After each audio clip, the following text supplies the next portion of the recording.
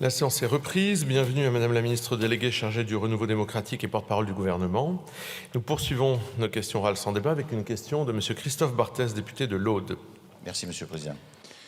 Ma question s'adresse au ministre de la Transition écologique, Monsieur Béchu. Monsieur le ministre n'étant pas là, Madame la ministre, lorsque l'on parle du département de l'Aude dans lequel je suis élu, on évoque régulièrement les drames qui ont frappé ce territoire. Attentats terroristes, inondations meurtrières de 1999 et 2018, ainsi que la peu enviable place sur le podium des départements les plus pauvres de l'Hexagone. Ceux qui font preuve de bienveillance à notre égard ajouteront qu'on y trouve un des plus beaux monuments français, la situation de Carcassonne, et quelques spécialités culinaires comme le cassoulet et bien sûr de très bons vins. Rarement, on soulignera le domaine dans lequel nous sommes, hélas, sur la plus haute marche du podium.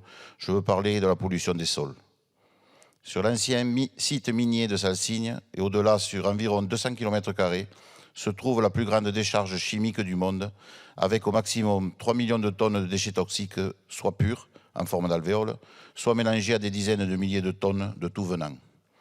Le 10 janvier 2024, j'ai participé à une excursion baptisée Toxic Tour, organisée par l'association Pour que vive la vallée de l'Orbiel. Je me suis rendu sur les sites pollués, où on en dénombre une douzaine, qui sont essentiellement des collines artificielles qui ont remplacé des vallées comblées par des millions de tonnes de déchets broyés et enfouis. Ces déchets sont venus du monde entier, Allemagne, Suisse, Espagne, Japon, etc.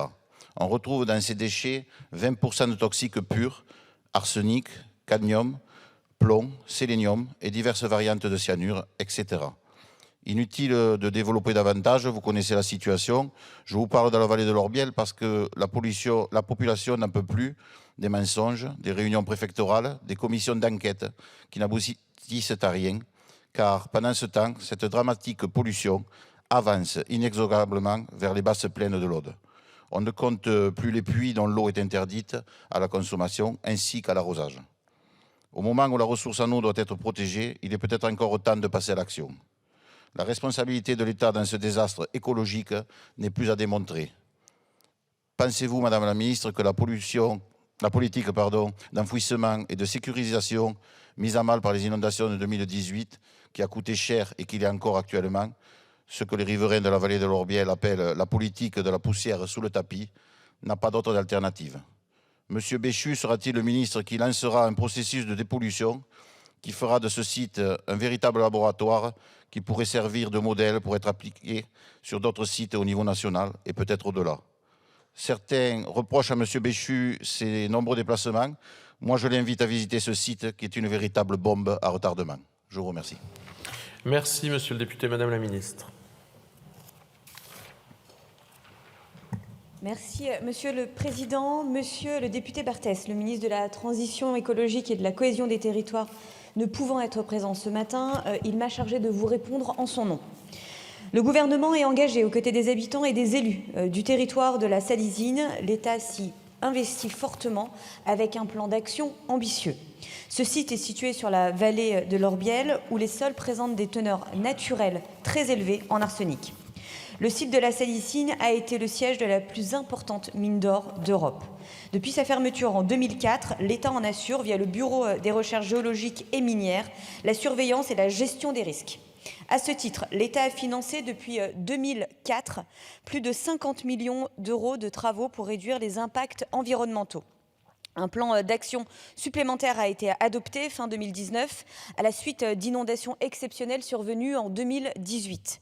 Chacune des parcelles et des zones d'anciens travaux miniers et d'industriels fait l'objet d'analyses approfondies, mobilisant bien évidemment de nombreux experts. Des investigations comportant plus de 600 prélèvements de sol ont également été menées afin de comprendre les voies de transfert de pollution vers l'environnement et les cours d'eau. L'État en met en œuvre la plus grande transparence dans ce dossier. Il accompagne et informe régulièrement les acteurs locaux, notamment dans le cadre de la commission de suivi de site. S'agissant en particulier de la zone que vous évoquez, les résultats de l'expertise ont été représentés et présentés à la commission de suivi de site le 17 février 2022. Un programme de travaux et d'intervention a ensuite été établi et présenté à la commission de suivi de site le 15 décembre dernier. Il comporte pour 2024 le renforcement de la protection entre certaines verses et le cours d'eau pour éviter des sédiments qui ne soient emportés, et également le retrait de certains résidus pour les placer en sécurité en dehors des zones de crue. L'État financera également ces travaux intégralement à hauteur de 1,8 million d'euros, ce qui représente plus de 20% du budget annuel dédié à cette thématique au niveau national. Je vous remercie. Merci Madame la Ministre. Monsieur le député. Merci pour votre réponse, mais je ne suis pas sûr qu'elle rassure les habitants de la vallée de l'Orbiel. Je vous remercie. Merci. La parole est à Monsieur Thomas Porte. Merci.